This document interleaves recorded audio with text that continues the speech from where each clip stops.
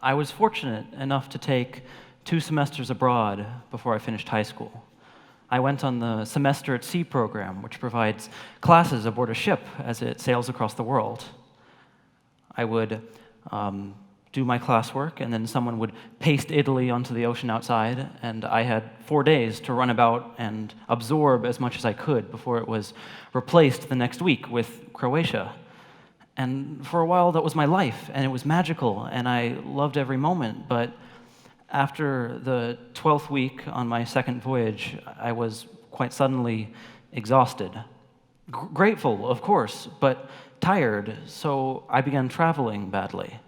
I would look outside and see the new world and immediately begin judging the area. I would compare it to other countries and rank aspects of it in lists I had made up. I wasn't learning, I was categorizing. The cause of this judgmental attitude, I feel, was a microcosm for what many of us experience over many years.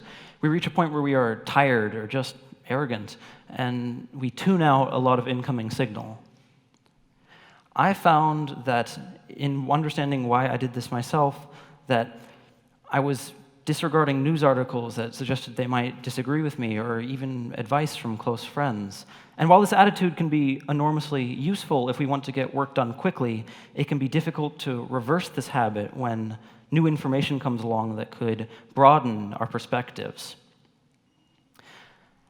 I found help for this problem in my studies at St. John's College, which provides a unique curriculum called the Great Books Program.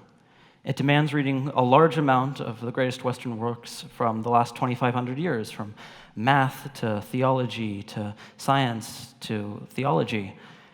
I was interested because, for the first time, I wouldn't be reading textbooks summarizing chosen Western thought to me. I would be reading the books themselves.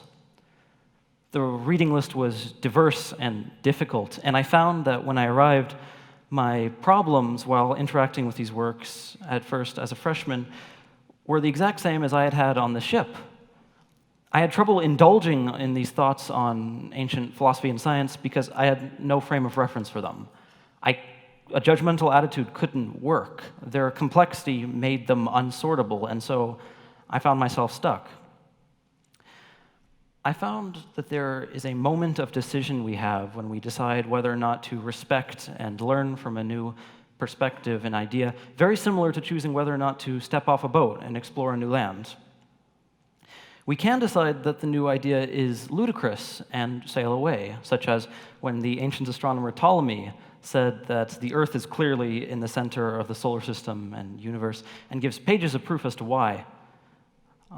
If we knowing what we know now and we look at this, we can ignore it and move on, but if we continue studying this work and look forward at what he did to come to these conclusions and the work he did after, we are given the most incredible amount of ancient geometry and the foundation for how many of us in the Western world understood our place in the larger cosmos.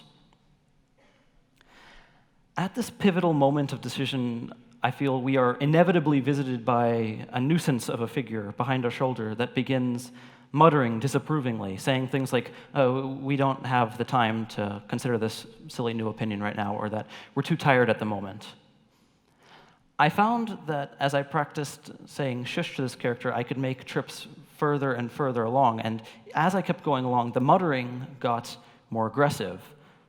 The questions became ruder, asking where the idea came from, who said the idea, what mistakes have they made, why should we bother listening to the politics of a stranger?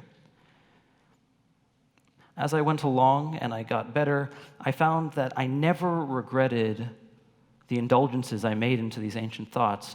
I only ever regretted my inability to go further from my comfort zone. And so, with practice, remarkable ancient thoughts that once seemed silly at first glance became easier to entertain and then enjoy and then love. The ludicrous became interesting, then reasonable, then unspeakably brilliant. I found that the most life-changing advice always required from me the most trust and willing participation before they yielded up their rewards. So now, as I enter my junior year, I think I'm doing better. I'm still generalize a bit too much, but it's getting better. If I could give advice to myself 5 years ago, I would say to be enormously careful of when you decided that a new idea is too silly to be considered further. Considering strange new ideas should be considered an exercise. And for as long as we are out of shape, we risk traveling far and wide and only seeing and hearing what we expected to find. With these old thoughts and these new thoughts, it became a matter of practice to see how far I could go into them. And I found that whenever we have the choice, we must treat these new thoughts with both the most respect and the most indulgence that we possibly can for every new idea or every old idea. Thank you.